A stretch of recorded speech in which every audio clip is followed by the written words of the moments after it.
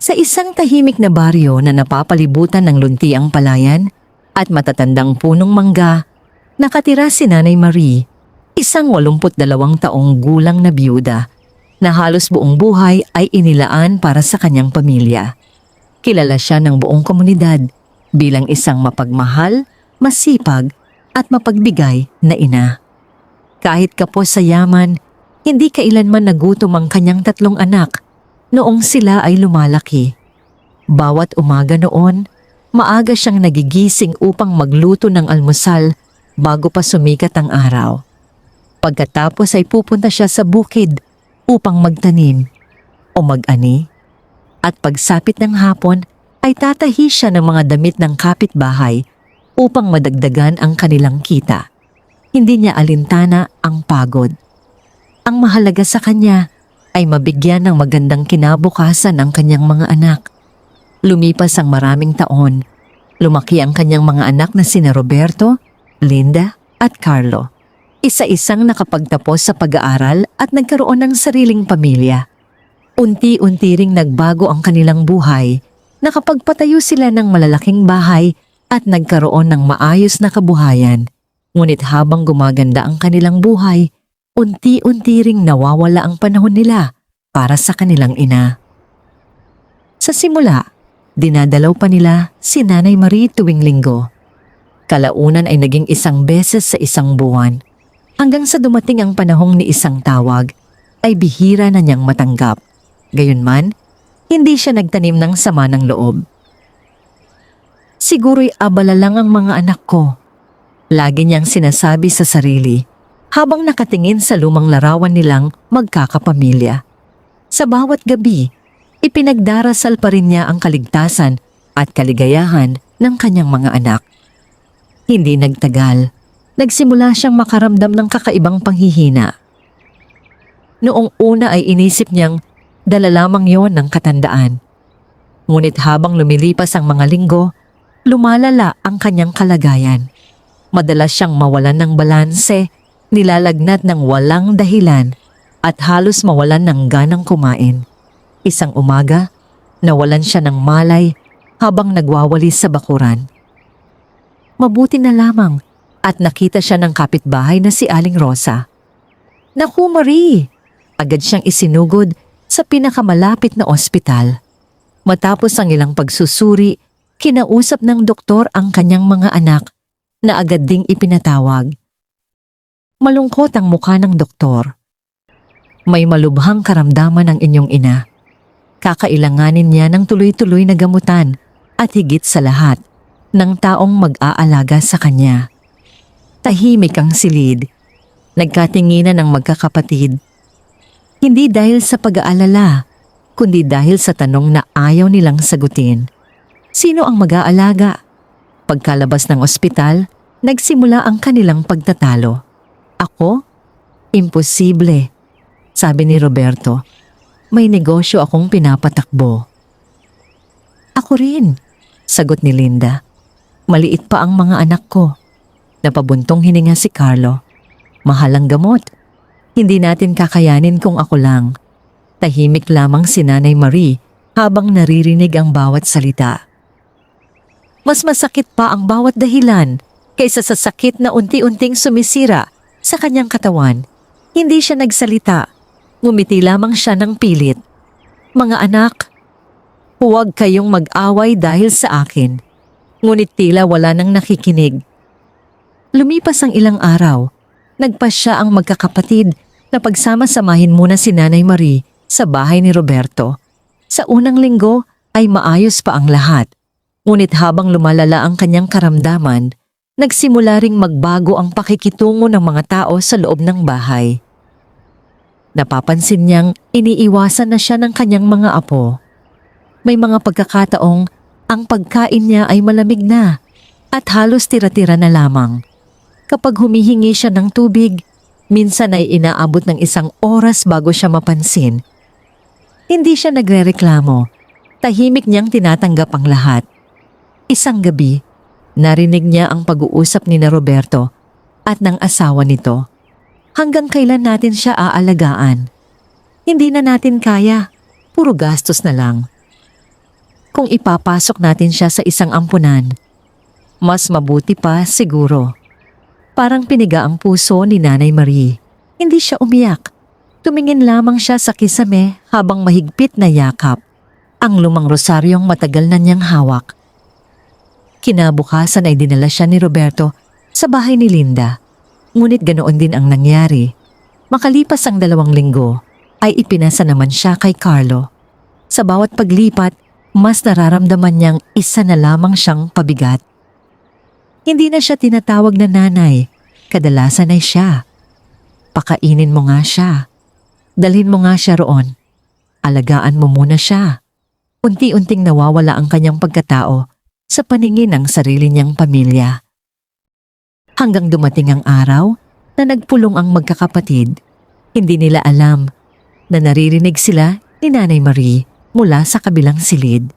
Wala na talaga tayong magagawa. Ibenta na lang natin ang lumang bahay niya para may panggamot. Sayang lang ang pera.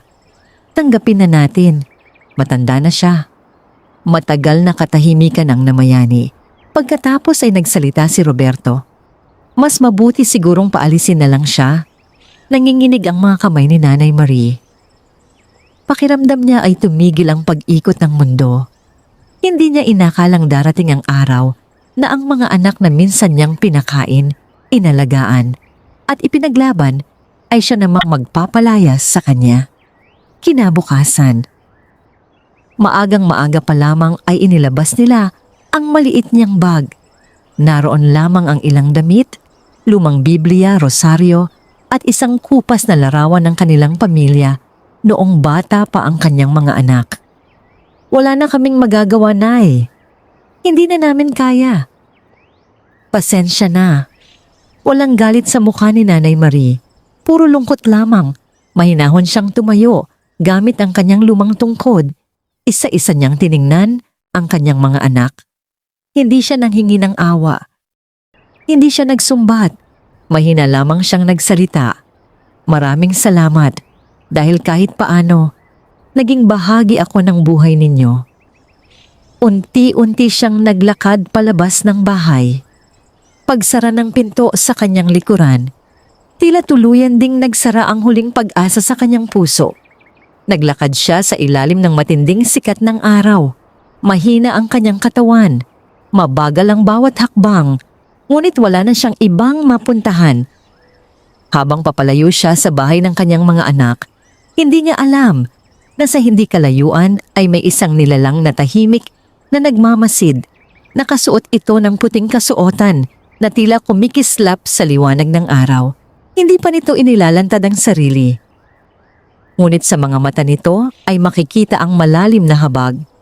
At mula sa sandaling iyon, unti-unti nang magsisimulang magbago ang kapalaran ni Nanay Marie. Mabagal ang bawat hakbang ni Nanay Marie habang tinatahak ang makitid na daang lupa palabas ng baryo. Ang maliit niyang bag ay nakasabit sa kanyang balikat at ang lumang tungkod lamang ang nagsisilbing sandigan ng kanyang nanghihinang katawan. Sa bawat paghakbang ay tila nadaragdagan ang bigat na kanyang dinadala. Hindi lamang ang sakit sa kanyang katawan, kundi ang sugat na iniwan ng sariling mga anak sa kanyang puso. Hindi siya lumingon. Ayaw niyang makita ang bahay na minsang pinuno ng tawanan at pagmamahalan. Sa isip niya, sapat na ang alaalang minsan ay naging masaya silang pamilya. Lumipas ang ilang oras ng paglalakad, unti-unting dumidilim ang kalangitan. Makakapal na ulap ang nagsimulang magtipon at malamig na hangin ang humaplos sa kanyang mukha. Maya-maya pa'y nagsimulang pumatak ang ulan. Naghahanap siya ng masisilungan. Sa di kalayuan ay napansin niya ang isang napakalaking punong balete na matagal nang kinatatakutan ng mga taga-baryo. Marami ang nagsasabing may mga espiritong naninirahan doon, kaya walang naglalakas loob na lumapit, lalo na kapag dapit hapon. Ngunit para kay Nanay Marie, wala na siyang kinatatakutan. Mas masakit ang pagtataboy ng sariling dugo kaysa sa anumang nilalang na maaring naninirahan sa kagubatan. Maingat siyang lumapit sa puno at naupo sa malaking ugat nito. Mahina niyang inilapag ang kanyang bag at isinandal ang likod sa matigas na katawan ng punong balete. Tahimik siyang pumikit. Maya-maya'y napaluha siya. Kung ito na po ang huling yugto ng buhay ko, Panginoon, bulong niya. Maraming salamat pa rin sa lahat ng biyayang ipinagkaloob ninyo. Ang hiling ko lamang ay patawarin ninyo ang aking mga anak. Huwag ninyo silang parusahan dahil sa ginawa nila. Hindi niya hiniling na gumaling siya. Hindi niya rin hiniling na yumaman. Ang tanging laman ng kanyang panalangin ay kapatawaran para sa mga anak na nagtakwil sa kanya.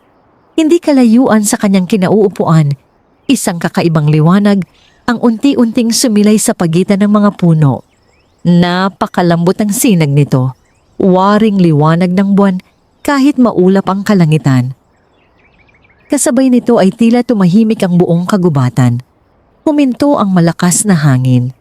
Ang mga ibon ay nanatiling nakadapo. Maging ang ulan ay tila naging banayad. Sa gitna ng liwanag ay isang matangkad na nilalang na nakasuot ng puting kasuotan ang tahimik na nakamasid kay Nanay Marie. Hindi ito nagsasalita. Hindi rin ito lumalapit. Pinagmamasdan lamang nito ang matanda habang taimtim na nananalangin. Pagkaraan ng ilang sandali, muling bumuhos ang ulan. Lumakas ang hangin. Biglang inubo ng malakas si Nanay Marie. Nanginginig ang kanyang katawan sa ginaw. Halos mawalan siya ng malay. Sa mismong sandaling iyon, isang puting balabal ang marahang tumakip sa kanyang mga balikat. Napadilat siya. Napansin niyang hindi na siya gaanong nilalamig. Napatingin siya sa paligid. Wala namang tao. Mahina niyang sambit.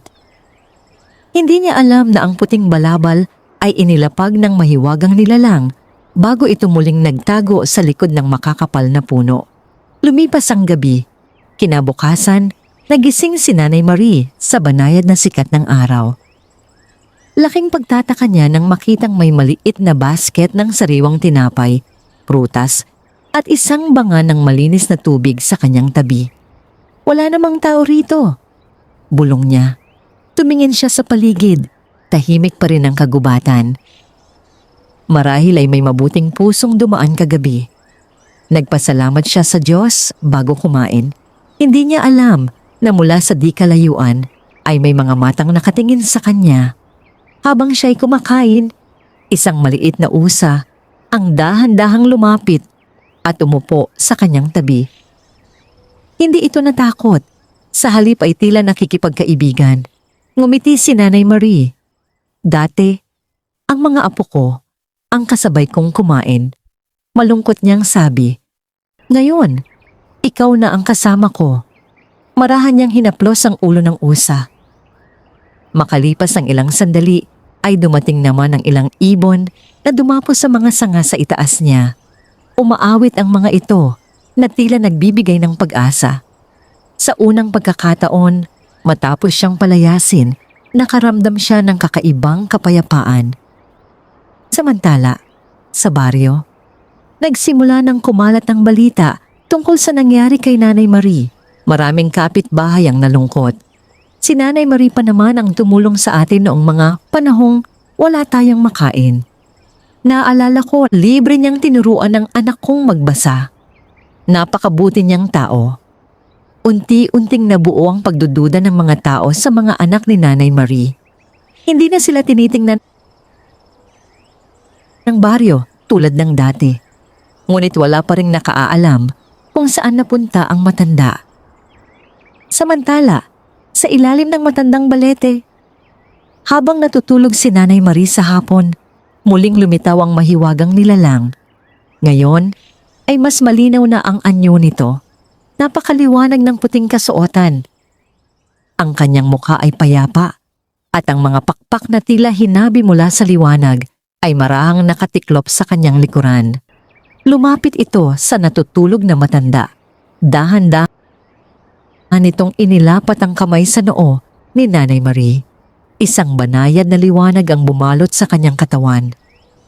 Unti-unting nawala ang matinding sakit na kanyang nararamdaman. Ngunit hindi pa siya tuluyang gumagaling. parang may hinihintay pa ang mahiwagang nilalang. Tumingala ito sa kalangitan at marahang nagsalita. Hindi pa dumarating ang tamang oras, kailangang masubok muna ang puso ng bawat isa. Pagkasabi nito ay muli itong naglaho na parang hamog na tinangay ng hangin. Samantala, mahimbing pa ring natutulog si Nanay Marie. Walang kamalay-malay na ang kanyang buhay ay unti-unti nang binabago ng isang puting anghel na isinugo upang maging liwanag sa pinakamadilim na yugto ng kanyang kapalaran. Nagising si Nanay Marie nang marahang tumama sa kanyang mukha ang sinag ng araw na sumisilip sa pagitan ng malalaking sanga ng matandang balete. Sa unang pagkakataon, matapos ang maraming linggo, nakatulog siya ng mahimbing. Dahan-dahan siyang bumangon. Napansin niyang hindi na gaanong mabigat ang kanyang paghinga. Ang matinding pananakit ng kanyang dibdib ay tila bahagyang nabawasan. Kahit nanlalambot pa rin ang kanyang katawan, may kakaiba siyang lakas na hindi niya maipaliwanag. Salamat po, Panginoon. Mahina niyang sambit habang magkahawak ang kanyang mga palad. Hindi niya alam kung paano siya nakaraos sa nagdaang gabi. Ang alam lamang niya ay may kapayapaang bumalot sa kanyang puso. Isang kapayapaang matagal na niyang hindi naramdaman. Muli niyang inayos ang kanyang maliit na bag at tumayo sa tulong ng kanyang tungkod. Naisip niyang maghanap ng masisilungan bago muling dumilim ang kalangitan. Habang naglalakad sa masukal na bahagi ng kagubatan, napansin niyang tila may mga ibong palaging sumusunod sa kanya. Hindi sila lumalayo. Sa halip, palipat-lipat sila ng sanga na para bang itinuturo ang direksyong dapat niyang tahakin. Napangiti si Nanay Marie. Marahil ay ginagabayan ninyo lamang ang isang matandang tulad ko. Ilang sandali pa ay narating niya ang isang maliit na batis na ang tubig ay malinaw na parang salamin. Umupo siya sa isang malaking bato at uminom ng malamig na tubig. Habang nakayuko siya, nakita niya ang sariling refleksyon. Nagulat siya. Bagamat naroon pa rin ang mga bakas ng katandaan sa kanyang mukha, tila lumiwanag ang kanyang kutis. Ang dating maputla niyang mga labi ay nagkaroon ng bahagyang kulay. Himala, bulong niya. Ngunit agad niyang iniling ang ulo. Hindi, marahil ay bunga lamang ito ng pahinga. Pagkatapos niyang uminom ay ipinagpatuloy niya ang paglalakad. Hindi kalayuan sa batis ay may narinig siyang mahinang iyak. Huminto siya. Maingat niyang sinundan ng tunog hanggang sa makita ang isang batang lalaki na hindi hihigit sa 7 taong gulang. Marumi ang kanyang damit at nanginginig siya sa takot. Lumapit si Nanay Marie. Anak, bakit ka umiiyak? Napatingin ang bata at agad na yumakap sa kanya. Nawawala po ako. Pinunasan ni Nanay Marie ang luha nito. Huwag kang matakot. Hahanapin natin ang iyong pamilya. Bagamat mahina ang kanyang katawan, hindi niya iniwan ang bata.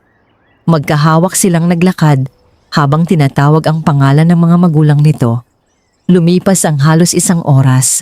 Sa wakas ay narinig nila ang malakas na sigaw ng isang babae. Paolo. Agad na tumakbo ang bata. Mahigpit itong niyakap ng kanyang ina habang umiiyak sa tuwa. Maya-maya ay lumapit ang mag-asawa kay Nanay Marie. Maraming salamat po. Kanina pa namin hinahanap ang anak namin. Ngumiti lamang siya. Ang mahalaga ay ligtas na siya. Napansin ng mag-asawa ang kanyang pagod at ang kalumaan ng kanyang mga gamit. Nay, saan po kayo nakatira? Saglit siyang natahimik. Wala na akong tahanan. Nagkatingin na ng mag-asawa. Hindi sila nagtanong pa. Sa halip ay inanyayahan nila siyang sumama sa kanilang maliit na kubo sa kabilang bahagi ng kagubatan. Pagdating doon ay agad siyang pinaghain ng mainit na lugaw at tsa. Matagal na panahon na rin mula nang may mag-alok sa kanya ng pagkain ng may pagmamahal. Habang kumakain siya, napansin ng mag-asawa ang kanyang matinding pag-ubo. "Nay, mukhang malubha po ang inyong karamdaman." Ngumiti si Nanay Marie. "Sanay na ako." Biglang nagsalita ang batang si Paulo. "Nanay, si Lola na lang po ang manatili rito. Wala naman siyang bahay." Napaluha ang mag-asawa sa sinabi ng kanilang anak. Ngunit bago pa sila makapagpasya, biglang kumatok ang isang matandang lalaki sa kanilang pinto. Kilala ito sa lugar bilang si Mang Isko, isang manggagamot na gumagamit ng mga halamang gamot. Pagkapasok niya ay napatingin siya kay Nanay Marie. Biglang nagbago ang kanyang mukha. Nakakagulat. "Ano po yun?" tanong ng mag-asawa. Lumapit si Mang Isko kay Nanay Marie at maingat na hinawakan ang kanyang pulsuhan. Matagal siyang nanahimik. Pagkatapos ay dahan-dahan siyang nagsalita. "Hindi ito pangkaraniwang nangyayari." "Bakit po?" Ang katawan ng matandang ito ay tila unti-unting gumagaling. Ngunit hindi dahil sa anumang halamang alam ko. Lalong nagtaka ang lahat. "Hindi ko maipaliwanag," dugtong ni Mang Isko. Parang may banal na kapangyarihang nagbabantay sa kanya. Hindi umimik si Nanay Marie. Hindi niya nais isipin na may espesyal na nangyayari sa kanya. Sa kanyang puso, isa lamang ang pinaniniwalaan niya. Kung ano man ang nangyayari, wika niya, lahat ng ito ay mula sa Diyos. Pagsapit ng gabi ay nagpaalam muna siya sa mag-anak. "Ayokong maging pabigat sa inyo." Pinilit siyang pigilan ng mag-asawa, ngunit magalang siyang tumanggi. "Hindi ko alam kung saan ako dadalhin ng Panginoon, ngunit naniniwala akong may dahilan ang bawat hakbang." Muli siyang naglakad pabalik sa matandang balete. Sa kanyang pagdating, napansin niyang muling bumalot ang banayad na liwanag sa paligid ng puno. Tahimik siyang lumuhod. "Hindi ko po alam kung sino ang nagbabantay sa akin, ngunit kung ito man ay iyong kalooban, handa akong sundan ang landas na inilaan ninyo." Sa sandaling iyon ay muling lumitaw ang puting anghel sa di kalayuan. Mas maliwanag na ngayon ang kanyang anyo kaysa dati. Tahimik lamang itong nakatingin kay Nanay Marie at sa kanyang mga mata ay makikita ang malalim na habag at pag-asa. Ngunit hindi pa rin ito nagsasalita. Hindi pa dumarating ang tamang panahon upang ihayag ang tunay na dahilan ng kanyang pagdating. Samantala, sa baryo, nagsimulang dumanas ng sunod-sunod na problema ang tatlong anak ni Nanay Marie, mga pangyayaring hindi nila maipaliwanag at siyang magiging simula ng pagbabago sa kanilang mga buhay. Lumipas ang ilang araw mula nang iwan ng tatlong magkakapatid ang kanilang ina sa gitna ng kawalan. Sa panlabas na anyo, tila bumalik na sa dati ang kanilang mga buhay. Nagpatuloy si Roberto sa pamamahala ng kanyang tindahan ng mga materyales sa konstruksyon. Si Linda naman ay abala sa kanyang maliit na negosyo, habang si Carlo ay araw-araw na pumapasok sa kanyang trabaho sa bayan. Ngunit ang katahimikang iyon ay panandalian lamang. Isang umaga, dumating si Roberto sa kanyang tindahan at natuklasang walang dumadating na mamimili. Ang mga dating suki ay isa-isang lumipat sa ibang tindahan. Ilang kontratang matagal niyang inaasahan ang biglang nakansela ng walang malinaw na dahilan. Ano ba ang nangyayari? Bulong niya habang nakatingin sa halos walang lamang tindahan.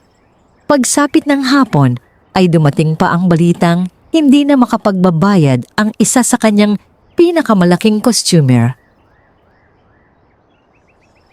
Napaupo si Roberto sa kanyang mesa. Hindi niya maipaliwanag kung bakit tila sabay-sabay na dumating ang malas. Samantala, sa bahay ni Linda, nagkasakit ang dalawa niyang anak. Mataas ang kanilang lagnat at ilang araw na hindi bumababa sa kabila ng gamot. Halos hindi na rin siya makatulog sa kakabantay. Habang pinupunasan niya ng bimpo ang noo ng bunsong anak, bigla nitong sinabi sa mahinang tinig, "Nanay, nasaan na po si Lola Marie?" Natigilan si Linda. "Huwag mo nang isipin yon. Magpahinga ka." Ngunit muling nagsalita ang bata. Nanaginip po ako. Umiiyak si Lola habang naglalakad mag-isa. Biglang kumabog ang dibdib ni Linda. Hindi niya alam kung bakit, ngunit tila may kung anong humahaplos sa kanyang konsensya. Sa kabilang dako naman, si Carlo ay nakatanggap ng balitang pansamantalang isasara ang kumpanyang kanyang pinapasukan dahil sa matinding pagkalugi. Nawalan siya ng pangunahing pinagkukunan ng kita. Pag-uwi niya sa bahay, napaupo siya sa lumang silya at napahawak sa kanyang ulo. Parang sunod-sunod ang pagsubok. Mahina niyang sambit. Hindi niya namalayang narinig yon ng kanyang asawa. Tingin mo kaya may kinalaman ito sa ginawa natin kay nanay? Tanong nito. Napatingin si Carlo. Huwag kang magsalita ng ganyan. Pero hindi ba't mula nang palayasin natin siya ay parang wala nang naging maayos? Hindi sumagot si Carlo. Sa kaibuturan ng kanyang puso, nagsimula na rin siyang magtanong sa sarili. Samantala, sa ilalim ng matandang balete, payapang nakaupo si Nanay Marie habang pinagmamasdan ng agos ng maliit na batis. Bagamat hindi pa rin ganap na malakas ang kanyang katawan, unti-unti niyang nararamdamang bumabalik ang kanyang sigla. Hindi na siya gaanong inuubo. Mas maayos na rin ang kanyang paghinga, subalit hindi pa rin niya iniisip ang sarili. Araw-araw ay ipinagdarasal pa rin niya ang kanyang mga anak. Panginoon, mahina niyang dasal, gabayan ninyo sila. Kung may pagkakamali man sila, bigyan ninyo sila ng pagkakataong magbago. Sa sandaling iyon ay may narinig siyang mahinang daing mula sa di kalayuan. Agad siyang tumayo at sinundan ng pinanggagalingan ng tunog. Sa gilid ng kagubatan ay nakita niya ang isang matandang lalaki na nakahandusay sa lupa. Namumutla ito at hirap na hirap huminga. Lumapit si Nanay Marie. Ano pong nangyari sa inyo? Nahilo ako habang naghahanap ng kahoy. Mahina nitong sagot. Bagamat siya mismo ay may karamdaman, hindi siya nagdalawang isip na tulungan ng matanda. Tinulungan niya itong makaupo at pinainom ng tubig mula sa kanyang maliit na sisidlan. Pagkatapos ay kumuha siya ng ilang dahon ng halamang itinuro noon ng kanyang yumaong asawa bilang pangunang lunas. Maingat niyang inilapat ang mga ito sa noo ng matanda. Makalipas ang ilang minuto ay bumuti ang pakiramdam nito. Maraming salamat. Nangingilid ang luhang sabi ng matanda. Kung hindi dahil sa iyo, baka hindi na ako nakauwi. Ngumiti lamang si Nanay Marie. Lahat tayo ay nangangailangan ng tulong sa iba't ibang panahon. Hindi niya namalayang mula sa likod ng mga puno ay tahimik na pinagmamasdan sila ng puting anghel. Sa mga mata nito ay mababa na agang kasiyahan. Unti-unti nang natutupad ang layunin ng kanyang pagdating. Hindi ang paglikha ng himala ang unang hakbang, kundi ang pagpapatunay na kahit iniwan ng mundo, nananatiling puno ng kabutihan ang puso ni Nanay Marie. Pagsapit ng gabi, habang nakaupo si Nanay Marie sa ilalim ng balete at nakatanaw sa mga bituin, muling lumitaw ang puting anghel. Ngayon ay mas malapit na ito kaysa dati. Hindi na ito nagkubli sa likod ng mga puno. Bagamat nababalot pa rin ng banayad na liwanag ang kanyang anyo, malinaw na ang kanyang mukha, payapa, maamo, at puno ng habag. Napansin ni Nanay Marie ang liwanag. Dahan-dahan siyang tumayo. Ako ba ay nananaginip? Mahina niyang tanong. Hindi pa rin nagsalita ang mahiwagang nilalang. Sa halip ay marahan lamang itong ngumiti. Pagkatapos ay itinuro nito ang langit. Kasabay noon ay isang sinag ng maputing liwanag ang bumaba at bahagyang bumalot kay Nanay Marie. Naramdaman niyang tila gumaan ang kanyang buong katawan. Ang matinding sakit na matagal na niyang dinadala ay unti-unting humupa. Napaluha siya. Lahat ng ito ay biyaya ng Diyos. Muli siyang yumuko bilang pasasalamat. Pag-angat niya ng kanyang ulo, wala na ang puting anghel. Ngunit naiwan sa kanyang puso ang isang matibay na pananalig. Hindi pa tapos ang kanyang paglalakbay at sa kabilang panig ng baryo, ang kanyang 3 anak ay magsisimula ng harapin ang katotohanang walang kayamanan o tagumpay, ang makapagpapatahimik sa konsensyang sugatan ng sariling pagkukulang. Lumipas ang ilang araw mula nang makita ni Nanay Marie ang mahiwagang liwanag sa ilalim ng matandang balete. Hindi pa rin niya maalis sa kanyang isipan ang mapayapang anyo ng nilalang na tahimik na nagpakita sa kanya. Hindi niya alam kung sino ito. Hindi rin niya alam kung bakit tila siya ang binabantayan nito. Ngunit isang bagay ang kanyang natitiyak. Anumang nangyayari sa kanyang buhay ay hindi aksidente. May layunin ang bawat pagsubok na kanyang dinaraanan. Isang umaga, habang ang manipis na hamog ay bumabalot pa sa kagubatan, nagising si Nanay Marie sa kakaibang bango ng mga bulaklak. Paglabas niya mula sa lilim ng balete, napansin niyang ang mga dating tuyong halaman sa paligid ay nagsisimulang mamulaklak. Huminto siya. Kay ganda! Mahina niyang bulong. Habang pinagmamasdan niya ang mga bulaklak, isang banayad na liwanag ang muling lumitaw sa pagitan ng mga puno. Hindi siya natakot. Sa halip ay nakaramdam siya ng kakaibang kapanatagan. Unti-unting lumapit ang liwanag hanggang sa tuluyang mahayag ang isang nilalang na nakasuot ng maningning na puting kasuotan. Ang kanyang mukha ay payapa at ang kanyang mga pakpak ay tila hinabi mula sa sinag ng umaga. Napaluhod si Nanay Marie. Hindi po ako karapat-dapat. Nanginginig niyang wika. Isang banayad na tinig ang kanyang narinig.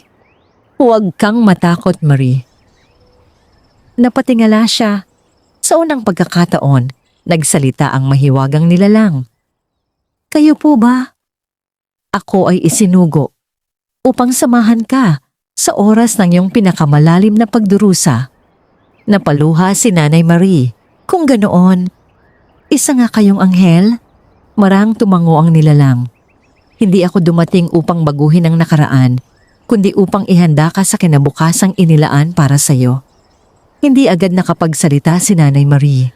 Napakaraming tanong ang nasa kanyang isipan. Bakit po ako? Isa lamang akong matandang babae. Ngumiti ang puting anghel. Maraming taong may kayamanan, ngunit salat sa kabutihan. Marami ring malalakas ang katawan, ngunit mahina ang pananampalataya. Huminto ito sandali, bago nagpatuloy. Ikaw ay pinili, hindi dahil sa iyong lakas, kundi dahil hindi nawala ang iyong kabutihan kahit nasaktan ka. Napayuko si Nanay Marie. Ngunit mahal ko pa rin ang aking mga anak. Alam ko. Kahit pinalayas nila ako, ipinagdarasal ko pa rin sila. At iyan ang dahilan kung bakit narito ako. Muling bumalot ang katahimikan sa kagubatan. Maya-maya ay nagsalita ang anghel. Darating ang panahon na ang iyong mga anak ay haharap sa bunga ng kanilang mga naging pasiya. Biglang napatingin si Nanay Marie. Pakiusap. Huwag po ninyo silang parusahan. Hindi nagbago ang kanyang puso. Sa halip na humingi ng hustisya para sa sarili, awa pa rin para sa kanyang mga anak ang kanyang hiniling. Napangiti ang puting anghel. Tunay ngang dalisay ang iyong puso. Pagkatapos ay iniabot nito ang isang maliit na puting sisidlang yari sa kristal. Sa loob nito ay may malinaw na tubig na tila kumikislap. Ito ay tubig na pinagpala. Hindi ito ginagamit para sa paghihiganti. Hindi rin ito ginagamit upang yumaman, kundi upang magpagaling at magbigay ng pag-asa. Maingat na tinanggap ni Nanay Marie ang maliit na sisidlan. Natatakot po akong gamitin ito. Huwag kang matakot. Ang kapangyarihan nito ay hindi nakasalalay sa tubig, kundi sa pananampalataya ng taong gumagamit nito. Tumulo ang luha ni Nanay Marie. Hindi ko po alam kung paano ako magpapasalamat. Patuloy ka lamang sa paggawa ng mabuti. Iyan ang pinakamalaking pasasalamat. Kasabay ng mga salitang yon ay unti-unting naglaho ang liwanag. Muling naiwan si Nanay Marie sa ilalim ng balete. Ngunit ngayon ay may bagong pag-asa sa kanyang puso. Samantala, sa baryo, lalong lumala ang suliranin ng kanyang mga anak. Nabaon sa utang si Roberto matapos tuluyang magsara ang kanyang negosyo. Ang dalawang anak ni Linda ay hindi pa rin gumagaling kahit ilang doktor na ang kanilang pinuntahan. Samantalang si Carlo ay ilang linggo nang walang trabaho at halos wala nang maipambili ng pagkain para sa kanyang pamilya. Isang gabi, nagtipon ang tatlong magkakapatid sa lumang bahay ng kanilang ina. Tahimik silang nakaupo. Walang gustong magsalita. Hanggang sa si Linda ang unang bumasag sa katahimikan. Sa tingin ninyo, nasaan na kaya si nanay? Walang sumagot. Makalipas ang ilang sandali, ay mahina lamang na nagsalita si Carlo. Sana, ligtas pa siya. Napabuntong hininga si Roberto. Sa unang pagkakataon, mula nang palayasin nila ang kanilang ina, naramdaman niyang may malaking puwang sa kanyang puso na hindi kayang punan ng anumang kayamanan. Ngunit hindi pa nila alam na ang ina nilang itinaboy ay hindi lamang nabubuhay. Siya ay inihahanda ng langit upang maging daan ng isang himalang magpapabago hindi lamang sa kanilang pamilya, kundi maging sa buong baryo. Maagang nagising si Nanay Marie sa ilalim ng matandang balete. Tahimik ang buong kagubatan at ang malamig na simoy ng hangin ay tila may dalang bagong pag-asa. Mahigpit niyang hawak ang maliit na sisidlang kristal na ibinigay ng puting anghel. Pinagmasdan niya ang malinaw na tubig sa loob nito. Hindi niya ito itinuring na isang mahiwagang bagay, kundi isang banal na biyayang ipinagkatiwala sa kanya. Batid niyang hindi ito dapat gamitin para sa sariling kapakanan, kundi para sa pagtulong sa mga nangangailangan. Lumuhod siya at taimtim na nanalangin. Panginoon, huwag ninyo pong hayaang manaig ang aking kalooban. Naway maging kasangkapan lamang ako ng inyong pagmamahal at habag. Matapos ang kanyang panalangin, ay muli siyang naglakad sa kagubatan. Habang tinatahak niya ang makitid na daan, nakarinig siya ng mga tinig na puno ng pag-aalala. Nang kanyang lapitan ang pinanggagalingan ng ingay, nakita niya ang isang mag-asawang magsasaka na nakapaligid sa isang batang babae. Namumutla ito at mataas ang lagnat. Halos mawalan na ng malay ang bata. Umiiyak ang ina. 3 araw na siyang ganito. Wala na kaming perang pambili ng gamot. Napansin ng mag-asawa si Nanay Marie. Nay, baka po may alam kayong halamang makatutulong sa anak namin.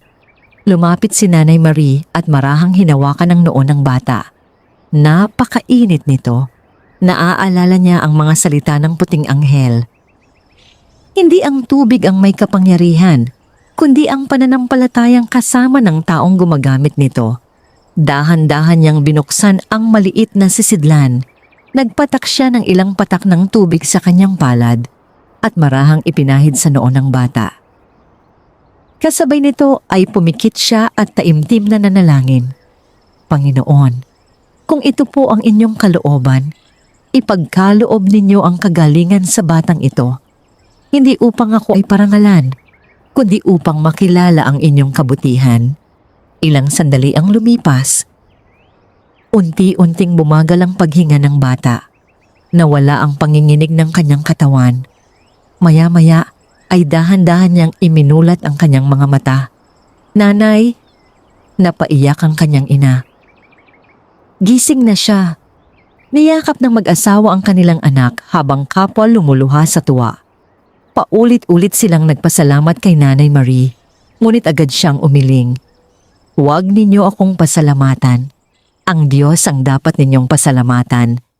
Ako'y naging kasangkapan lamang ng kanyang awa. Lumuhod ang buong pamilya at sabay-sabay silang nanalangin. Mula sa di kalayuan, tahimik na pinagmamasdan sila ng puting anghel. Isang banayad na ngiti ang sumilay sa kanyang mukha. Nagsisimula ng matupad ang layunin ng kanyang pagdating. Hindi nagtagal ay kumalat ang balita sa mga karatig baryo. May isang matandang babae raw na naninirahan sa kagubatan na tumutulong sa mga may sakit. Ngunit sa bawat taong lumalapit kay Nanay Marie, iisa lamang ang kanyang sinasabi. Hindi ako manggagamot. Manalangin tayo ng sama-sama at humingi ng awa sa Panginoon. Dahil sa kanyang kababaang loob, lalo siyang iginalang ng mga tao. Hindi siya humihingi ng bayad. Hindi rin siya tumatanggap ng mamahaling regalo. Kung may magabot man ng pagkain o damit bilang pasasalamat, tinatanggap niya lamang ang sapat at ipinamamahagi ang sobra sa mga higit na nangangailangan. Samantala, sa baryo, lalo namang bumibigat ang buhay ng kanyang mga anak.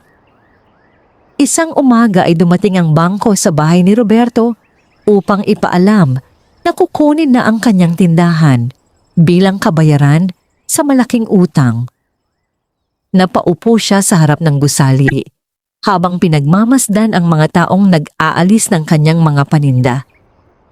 Hindi niya mapigilan ang pagluha. Sa bahay naman ni Linda, sa wakas ay bumuti ang kalagayan ng kanyang mga anak. Ngunit sa halip na gumaan ang kanyang pakiramdam, lalo siyang pinahirapan ng kanyang konsensya. Araw-araw ay bumabalik sa kanyang alaala ang mukha ng kanyang inang umiiyak habang naglalakad palayo sa kanilang bahay. Samantala, si Carlo ay patuloy na naghahanap ng trabaho ngunit paulit-ulit na nabibigo. Habang pauwi siya isang gabi, nadaanan niya ang lumang bahay ng kanilang ina. Huminto siya. Matagal niyang pinagmasdan ang bakanteng bakuran. Naalala niya ang mga panahong naghihintay roon si Nanay Marie tuwing sila ay umuuwi mula sa paaralan. Laging may mainit na pagkain. Laging may yakap. Laging may ngiti. Ngayon, wala na ang lahat ng iyon. Napaluha siya. Patawad, Nay. Mahina niyang sambit. Hindi niya alam na sa mismong sandaling iyon ay nagsisimula nang marinig ng langit ang taos-pusong pagsisisi ng isa sa mga anak ni Nanay Marie. At sa ilalim ng matandang balete, habang nakatanaw si Nanay Marie sa maliwanag na buwan, muling nagpakita ang puting anghel. Malapit na ang oras, mahinahon nitong sinabi. Napatingin si Nanay Marie. Anong oras po yun? Ang oras ng katotohanan, ang oras ng pagpapatawad, at ang oras na ang iyong pamilya ay muling magkakaharap. Tumahimik ang matanda. Sa kanyang puso ay wala ni katiting na galit. Ang tanging laman nito ay pag-asa na balang araw, ang mga anak na minsang nagtakwil sa kanya ay muling magbabalik. Hindi dahil sa himala, kundi dahil tunay na nagbago ang kanilang mga puso. Lumipas ang mga araw at patuloy na dumarami ang mga taong nagtutungo sa kagubatan upang humingi ng panalangin kay Nanay Marie. Hindi siya kailanman nangako ng himala. Sa halip, itinataas lamang niya ang bawat may sakit at bawat pusong sugatan sa Diyos. Dahil dito, lalo siyang iginalang ng mga tao. Marami ang nagsasabing may kakaibang kapayapaang nadarama sa tuwing sila'y nakakausap ng matanda. Ang ilan ay gumagaling sa kanilang karamdaman, samantalang ang iba na may nakatatagpo ng pag-asang matagal nang nawala sa kanilang buhay. Ngunit sa kabila ng paggalang na natatanggap niya, nanatiling payak ang kanyang pamumuhay. Sa bawat pagkain na ibinibigay sa kanya, tinitiyak niyang may bahagi para sa mga higit na nangangailangan. Sa bawat pasasalamat na kanyang naririnig, iisa lamang ang kanyang tugon. Sa Diyos kayo magpasalamat, siya lamang ang pinagmumulan ng lahat ng biyaya. Samantala, sa baryo ay tila sunod-sunod ang pagsubok na dumarating sa pamilya ni Roberto. Matapos mawala ang kanyang negosyo, napilitan siyang ibenta ang ilan sa kanilang mga ari-arian upang mabayaran ang mga utang. Ngunit hindi pa rin yon naging sapat. Isang gabi, tahimik siyang nakaupo sa kanilang sala habang nakatingin sa lumang larawan ng kanilang pamilya. Naroon si Nanay Marie, nakangiti. Mahigpit siyang yakap ng kanyang 3 anak. Napahawak si Roberto sa larawan. Nanay, bakit namin nagawa yon sa inyo? Tumulo ang kanyang mga luha. Sa unang pagkakataon, matapos ang maraming taon, naalala niya ang lahat ng sakripisyong ginawa ng kanyang ina. Naalala niyang minsan ay ipinagbili nito ang natitira nilang alagang baboy upang makabili lamang ng kanyang uniforme sa paaralan. Naalala niyang ilang gabing hindi kumain ang kanyang ina upang sila lamang ang mabusog. Lahat ng iyon ay tila bumalik sa kanyang alaala na parang kahapon lamang nangyari. Sa kabilang bahay naman, si Linda ay muling nanaginip. Sa kanyang panaginip ay nakita niya ang kanyang ina na naglalakad sa gitna ng kagubatan. Ngunit hindi ito nag-iisa. May isang maningning na puting liwanag na tahimik na sumusunod sa kanya. Pagkagising niya ay basang-basa ng luha ang kanyang mukha. Hindi na siya mapalagay. Lumapit siya kay Roberto kinabukasan. Kuya, hanapin na natin si nanay. Tahimik lamang si Roberto. Pagkaraan ng ilang sandali ay tumango siya. Hahanapin natin siya. Hindi nagtagal ay isinama nila si Carlo. Nang marinig nito ang kanilang balak, hindi na ito nag-atubili. Kahit gaano katagal, hahanapin natin siya. Nag-ikot sila sa buong baryo. Nagtanong sa bawat kapitbahay. Ngunit walang nakaalam kung saan napunta si Nanay Marie. May ilan lamang na nagsabing may matandang babaeng tumutulong sa mga tao sa kagubatan. Ngunit walang makapagsabi ng tiyak na lugar. Samantala, sa ilalim ng matandang balete, may isang mayamang negosyanteng dumating kasama ang kanyang mga tauhan. Balot ng pag-aalala ang kanyang mukha. Lumapit siya kay Nanay Marie. Nay, narinig ko pong marami kayong natutulungan. Hindi agad sumagot ang matanda. Ang tumutulong ay ang Diyos.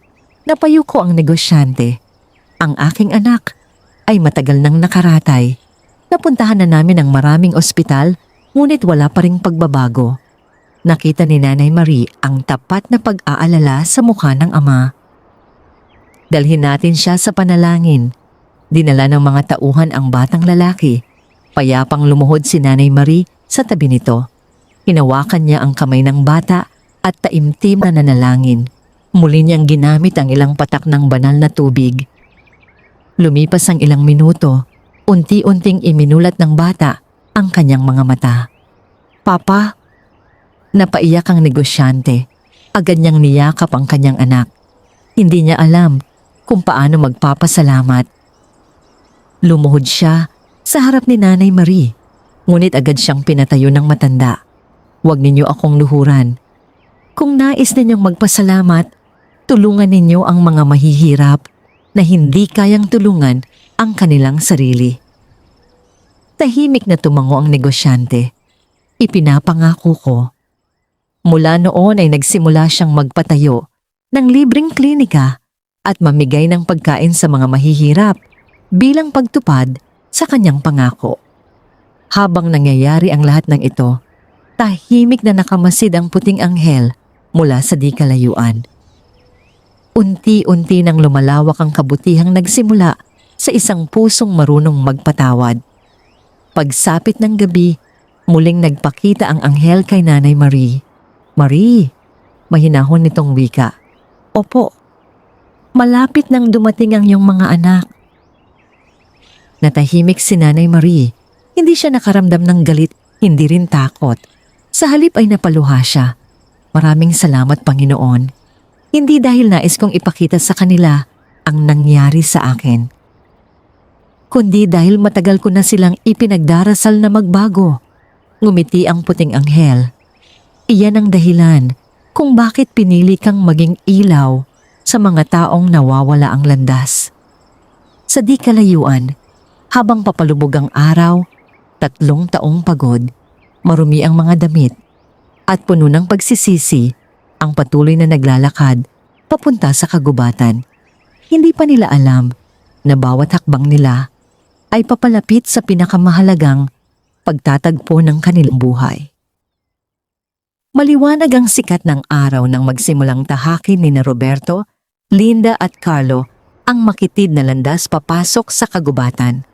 Halos buong magdamag silang naglakad, nagtatanong sa bawat taong kanilang nakakasalubong. Iisa ang kanilang hangarin, matagpuan ang kanilang ina.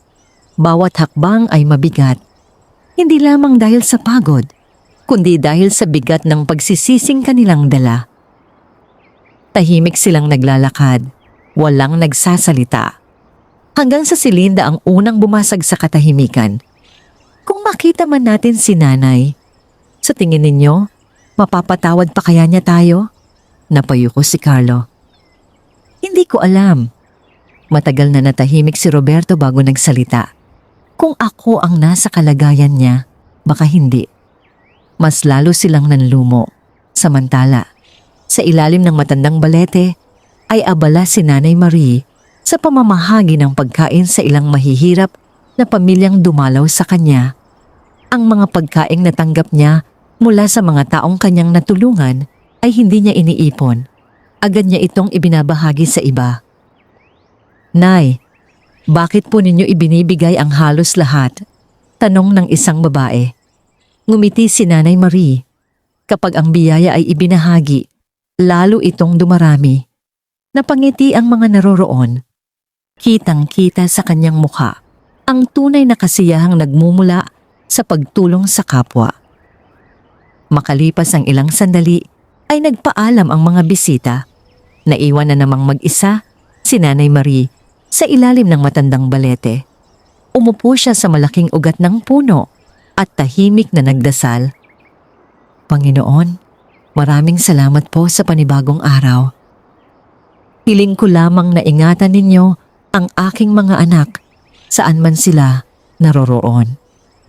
Hindi pa man siya natatapos sa panalangin ay bigla niyang narinig ang isang tinig. Nanay, nanlaki ang kanyang mga mata. Dahan-dahan siyang lumingon. Sa di kalayuan ay nakatayo sina Roberto, Linda at Carlo. Marurumi ang kanilang mga damit. Namumugto ang kanilang mga mata. Halatang pagod na pagod sila sa matagal na paghahanap. Nang magtagpo ang kanilang mga paningin, tila huminto ang pag-ikot ng mundo. Hindi makapagsalita ang sinuman.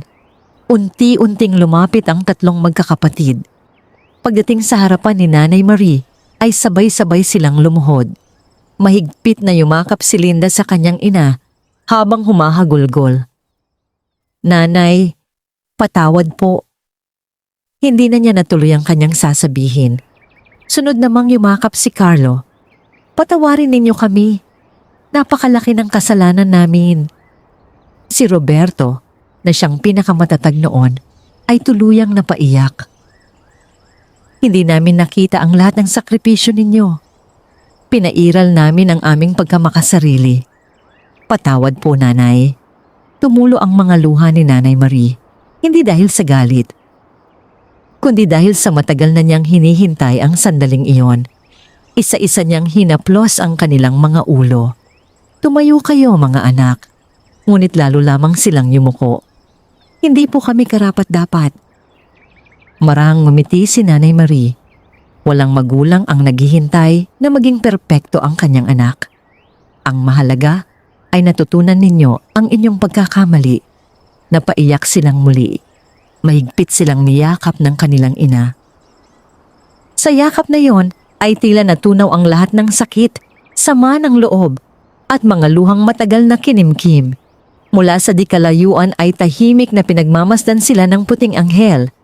Isang banayad na liwanag ang bumalot sa buong paligid. Ngunit walang sino man sa magkakapatid ang nakapansin.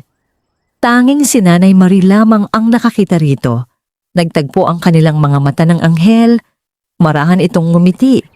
Parang sinasabi nitong natutupad na ang layunin ng kanyang pagdating. Pagkaraan ng ilang sandali ay nagsalita si Roberto. Nanay, umuwi na po kayo sa amin. Umiling si Nanay Marie. Hindi mahalaga kung saan ako titira. Ang mahalaga ay natagpuan na ninyo ang daan pabalik sa kabutihan. Mas lalo silang naiyak. Biglang nagsalita si Carlo. Nanay, napansin namin. Ano yun, anak? Parang mas malakas na kayo ngayon. Ngumiti lamang si Nanay Marie. Ang tunay na nagpapalakas sa tao ay hindi lamang gamot. kundi ang pananampalataya at pag-asa. Habang nag-uusap sila, ay dumating ang ilang taong natulungan ni Nanay Marie. Nang makita nila ang 3 anak nito na nakaluhod sa kanilang ina, naunawaan nila ang nangyayari. Tahimik silang ngumiti. Isa sa kanila ang nagsalita. "Napakapalad ninyo. Binigyan pa kayo ng Diyos ng pagkakataong makapagpatawad at humingi ng tawad. Napayuko ang magkakapatid. Alam nilang totoo iyon. Hindi lahat ay nabibigyan ng ganitong pagkakataon." Habang papalubog ang araw, muling sumulyap si Nanay Marie sa direksyon ng matandang balete. Nandoon ang puting anghel, ngunit unti-unti na itong naglalaho sa liwanag ng dapit hapon. Bago ito tuluyang mawala, marahan itong itinaas ang kamay bilang huling pagbati. Nauunawaan ni Nanay Marie ang ibig sabihin nito. Hindi pa ito ang wakas. May isa pang huling misyong naghihintay bago tuluyang matapos ang kanyang pambihirang paglalakbay. Matapos ang kanilang muling pagkikita, hindi na iniwan ni na Roberto, Linda at Carlo ang kanilang ina. Ilang araw silang nanatili sa ilalim ng matandang balete, hindi lamang upang alagaan si Nanay Marie, kundi upang bumawi sa lahat ng panahong siya ay kanilang pinabayaan. Sa unang pagkakataon, matapos ang maraming taon, sila naman ang nagsilbi sa kanilang ina. Si Roberto ang nag-iigib ng tubig mula sa batis. Si Linda ang nagluluto ng pagkain. Si Carlo naman ang nag-aayos ng maliit na silungang yari sa kawayan. At ni pa, upang maging mas komportable si Nanay Marie. Tahimik na pinagmamasdan sila ng matanda. Sa bawat sandaling lumilipas, lalo niyang nakikita ang tunay na pagbabago sa kanilang mga puso. Isang gabi, habang magkakasama silang kumakain, nagsalita si Roberto. "Nanay, wala na kaming maibabalik sa lahat ng sakripisyong ginawa ninyo." Ngumiti si Nanay Marie. "Hindi ko kailanman hiniling na suklian ninyo ang lahat ng iyon. Kahit kailan, ang pagmamahal ng isang ina ay hindi ipinapautang. Napaluha ang 3 magkakapatid. Ang hiling ko lamang, dugtong niya, ay mahalin ninyo ang isa't isa at huwag ninyong hayaang manaig ang kasakiman sa inyong mga puso." Sabay-sabay silang tumango. "Ipinapangako po namin." Kinabukasan, isang mahabang pila ng mga tao ang muling dumating sa ilalim ng balete. May mga may sakit, may matatanda, may mga batang nangangailangan ng tulong. Ngunit sa pagkakataong ito, hindi na lamang si Nanay Marie ang tumutulong. Kasama na rin niya ang kanyang 3 anak. Habang nag-aabot ng pagkain si Linda sa mga nagugutom, hindi niya mapigilang maiyak. Naalala niya kung paanong minsan ay ipinagkait nila maging ang simpleng pag-aaruga sa kanilang ina. Si Roberto naman ay nagpasiyang gamitin ang natitira niyang ipon upang bumili ng mga gamot para sa mahihirap na walang kakayahang magpagamot. Samantalang si Carlo ay voluntaryong nagkukumpuni ng mga sirang bahay ng matatanda sa kanilang baryo. Unti-unting kumalat ang balita. Hindi lamang tungkol sa kabutihan ni Nanay Marie, kundi pati na rin sa malaking pagbabagong nangyari sa kanyang mga anak. Marami ang namangha. Marami rin ang nagsabing tunay ngang walang pusong hindi kayang baguhin ng pagsisisi at pagmamahal. Pagsapit ng gabi, muling nagpakita ang puting anghel kay Nanay Marie. Sa pagkakataong ito, mas maningning ang kanyang anyo kaysa noon. Lumapit ito sa matanda. "Marie, opo. Natupad mo ang layuning ipinagkatiwala sa iyo. Napayuko si Nanay Marie. Hindi ko po yun magagawa kung wala ang awa ng Diyos." Ngumiti ang anghel. Ang pinakamalaking himalang nangyari ay hindi ang paggaling ng mga may sakit, kundi ang paggaling ng mga pusong sugatan ng kasalanan. Napaluha si Nanay Marie. Naunawaan niya ang tunay na kahulugan ng lahat ng kanyang pinagdaanan. Kung hindi siya nasaktan, kung hindi siya pinalayas, kung hindi siya natutong magpatawad, hindi sana natagpuan ng kanyang mga anak ang landas pabalik sa kabutihan. Maya-maya ay lumapit ang tatlong magkakapatid. Hindi nila nakikita ang anghel, ngunit napansin nilang tila may kakaibang liwanag na bumabalot sa kanilang ina. "Nanay," mahina nilang tawag. Ngumiti siya. "Mga anak, tandaan ninyo, ang kayamanan ay nauubos. Ang kagandahan ay kumukupas. Ang lakas ay humihina. Ngunit ang pusong marunong magmahal at magpatawad ay mananatiling buhay magpakailanman sa alaala ng mga taong natulungan nito." Tahimik na nakinig ang tatlo. Isinapuso nila ang bawat salitang iyon. Sa sandaling iyon ay unti-unting umangat sa kalangitan ang puting anghel, kasabay ng isang banayad na liwanag na tila bumalot sa buong kagubatan. Bago ito tuluyang mawala, isang mahinang tinig ang umalingaw-ngaw. Ang kabutihan ay laging nagbubunga ng pag-asa. Tahimik na nagsara ang kalangitan. Naiwan si Nanay Marie at ang kanyang pamilya na puno ng bagong pag-asa, ngunit hindi pa doon nagtatapos ang kanilang kwento. May isang huling kabanata pang magpapakita kung paano tuluyang nabago ang kanilang buhay at kung paano naging inspirasyon si Nanay Marie sa buong bayan. Lumipas ang maraming buwan matapos ang araw na muling nagkasama-sama ang pamilya ni Nanay Marie. Ang dating tahimik na bahagi ng kagubatan kung saan nakatayo ang matandang balete ay naging lugar ng pag-asa para sa maraming tao. Hindi ito naging tanyag dahil sa mga himala. Naging tanyag ito dahil sa kabutihang natutunan ng mga taong dumalaw roon. Kasama na ngayon ni Nanay Marie ang kanyang tatlong anak sa paglilingkod sa kapwa. Araw-araw ay maaga silang nagigising upang maghanda ng pagkain para sa mga mahihirap, mga matatandang walang kasama at mga batang nangangailangan ng tulong. Si Roberto ang namamahala sa pamamahagi ng mga pagkain at pangunahing pangangailangan.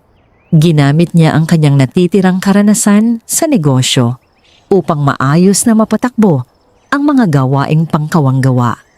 Si Linda naman ang nangunguna sa pag-aalaga sa mga matatandang may karamdaman. Sa bawat lolang kanyang inaalagaan, nakikita niya ang mukha ng kanyang sariling ina. Samantala, si Carlo ay nagtipon ng mga voluntaryo upang kumpunihin ang mga sirang bahay ng mga mahihirap na pamilya. Hindi siya humihingi ng anumang kapalit. Ang tanging nais niya ay makabawi sa kabutihang minsang ipinagkait nila kay Nanay Marie. Unti-unting nagbago ang buong baryo. Ang mga dating magkakapit-bahay na bihirang mag-usap ay nagsimulang magtulungan.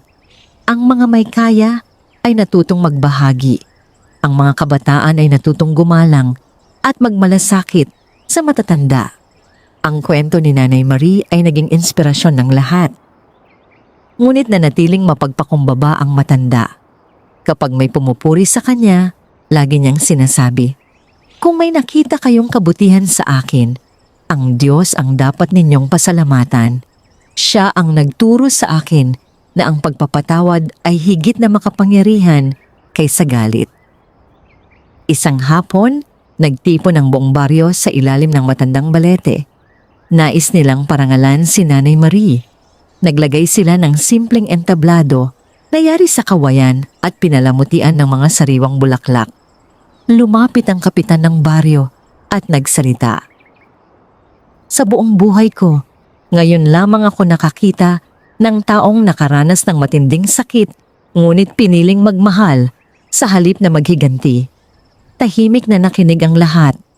Ang ating baryo ay hindi nagbago dahil sa himala. Nagbago tayo dahil may isang ina na piniling magpatawad kahit labis siyang nasaktan.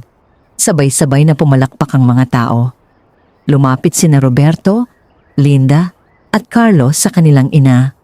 Sa harap ng buong baryo ay sabay-sabay silang lumuhod. "Nanay," nanginginig na wika ni Roberto, "habang buhay naming pagsisisihan ang aming nagawa." Dugtong ni Linda, "Ngunit ipinapangako naming habang kami ay nabubuhay, hindi namin hahayaang may isang matandang mapabayaan sa aming baryo. Tumango si Carlo. Ang pagmamahal na itinuro ninyo ang magiging pamana namin sa aming mga anak. Napaluha si Nanay Marie. Isa-isa niyang itinayo ang kanyang mga anak at niyakap sila. Hindi ko nadala ang sakit ng kahapon dahil pinili kong yakapin ang pag-asa ng bukas. Habang magkakayakap ang mag-iina, isang banayad na liwanag ang muling bumalot sa matandang balete. Napatingala si Nanay Marie. Sa itaas ng mga sanga ay muli niyang nasilayan ang puting anghel. Hindi na ito nagsalita. Ngumiti lamang ito nang may pagmamahal. Marahan itong itinaas ang kamay na tila nagpapaalam. Napangiti rin si Nanay Marie. Maraming salamat. Mahina niyang bulong. Unti-unting naglaho ang liwanag hanggang sa tuluyan itong mawala sa kalangitan. Alam niyang natapos na ang misyon ng anghel. Ngunit ang aral na iniwan nito ay mananatili magpakailanman. Mula noon, itinatag ng magkakapatid ang tahanan ni Nanay Marie, isang lugar na tumatanggap at nag-aaruga sa mga matatandang iniwan o walang pamilya. Walang sino mang tinatanggihan, walang hinihinging kapalit. Ang bawat matatandang dumarating ay tinatanggap na parang tunay na magulang. Taon ang lumipas. Sa tuwing may nagtatanong kung paano nagsimula ang lahat, iisa lamang ang sagot ng mga taga-baryo. Nagsimula ang lahat sa isang inang pinalayas ng sarili niyang mga anak, ngunit pinili pa ring magmahal at magpatawad. At sa bawat dapit hapon, kapag sumasayaw ang hangin sa mga dahon ng matandang balete, maraming nagsasabing tila may maputing liwanag na muling sumisilip sa pagitan ng mga sanga. Para sa iba, isa lamang itong sinag ng araw.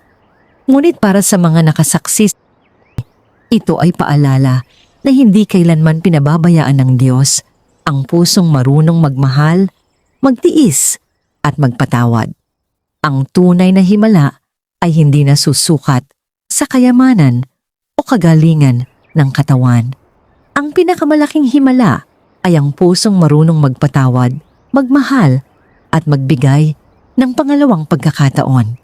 Ang kabutihan ay laging may bunga at ang pagmamahal ng isang ina ay isa sa pinakadakilang biyayang ipinagkakaloob sa tao. Wakas.